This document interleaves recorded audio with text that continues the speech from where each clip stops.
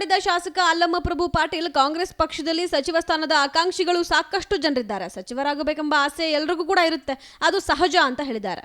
ನಾನು ಕೂಡ ಮಂತ್ರಿ ಆಗ್ತೀನಿ ಅಂತ ಆಸೆ ಇರ್ತದೆ, ಆದರೆ ಹೈಕಮಾಂಡ್ ಅವ್ರ ಮೇಲೆ ಬಿಟ್ಟಿರ್ತೀವಿ. ನನಗೂ ಕೂಡ ಸಚಿವನಾಗುವ ಆಸೆ ಇತ್ತು, ಆದರೆ ಸಚಿವ ಸ್ಥಾನ ನೀಡುವ ವಿಚಾರವನ್ನ ಹೈಕಮಾಂಡ್ಗೆ ಬಿಟ್ಟಿದ್ದೇವೆ. ಹೈಕಮಾಂಡ್ ತೆಗೆದುಕೊಳ್ಳುವ ನಿರ್ಧಾರಕ್ಕೆ ಎಲ್ಲರೂ ಕೂಡ ಬದ್ಧರಾಗಿರ್ತಾರೆ ಅಂತ ತಿಳಿಸಿದ್ದಾರೆ. ಕಾಂಗ್ರೆಸ್ನಲ್ಲಿ ಸುಮಾರು 140 ಶಾಸಕರಿದ್ದು ಎಲ್ಲರಿಗೂ ಕೂಡ ಸಚಿವ ಸ್ಥಾನ ನೀಡೋಕೆ ಸಾಧ್ಯ ಆಗಲ್ಲ.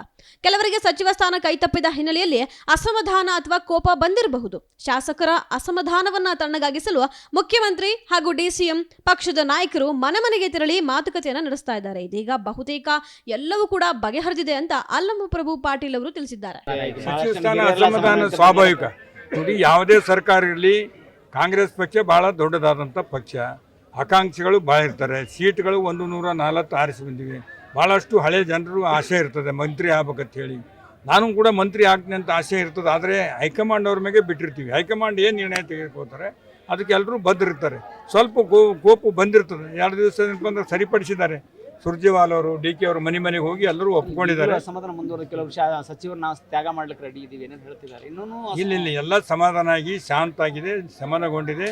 ಅದೆಲ್ಲ ಶಾಂತ ಅನ್ಕೊಂಡು ಬಗೆಹರಿಸಿದ್ದಾರೆ. BR ಪಾಟೀಲ್ ಅವರು ಒಂದ್ ಕಡೆ ಅಸಮಾಧಾನ ಪಡ್ತಾರೆ. ನನಗೆ ನಮ್ಮವರೇ ಕಾರಣ, ಇಲ್ಲಿಯವರ ಅಡ್ಡಗಾಲ, ಕಲಬುರಗಿ ಅಡ್ಡಗಾಲ ಇರೋದೇ ಅವರು ವೈಯಕ್ತಿಕ ಮಿಚ್ಚ, ನನಗೆ ಹೆಂಗೆ ಗೊತ್ತಾಗ. ನಾವ್ಯಾರ್ದು ಅವ್ರಿಗೆ ಮಾಡ್ಲಿಕ್ಕೆ ಯಾರೂ ಬೇಡ ಅಂತಿಲ್ಲ.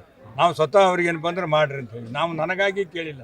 ಅಜಯ್ ಸಿಂಗ್ಗೆ ಅವ್ರಿಗೆ ಮಾಡ್ರಿ ಅಂತ ಹೇಳಿ ನಾವು ಬೇಡ ಅಂತ. ಖನಿಜ ಪಾಟೀಲ್, ಅಜಯ್ ಸಿಂಗ್ ಮತ್ತು ನಮ್ಮ BR ಪಾಟೀಲ್ ಸಮರ್ಥರಿದ್ದ ನಾವು ಎಮ್ಮಪಡ್ಲು ಕೂಡ ಹೇಳಿವಿ. ನೀವು ಏನು ಮಾಡಿದ್ರು ಹೈಕಮಾಂಡ್ ಏನು ನಿರ್ಣಯ ತೆಗೆದುಕೊತೀರಿ ಅದಕ್ಕೆ ಬದ್ದಿರ್ತೀವಿ ಅಂತ ಹೇಳಿವಿ ನಾವು. ಅವ್ರಿಗೆ ಬೇಡ ಇವ್ರಿಗೆ ಬೇಡ ಅಂತಂದಿಲ್ಲ. ಮತ್ತು ಅವ್ರು ಯಾವ ಅವ್ರಿಗೆ ಕೇಳೋದು.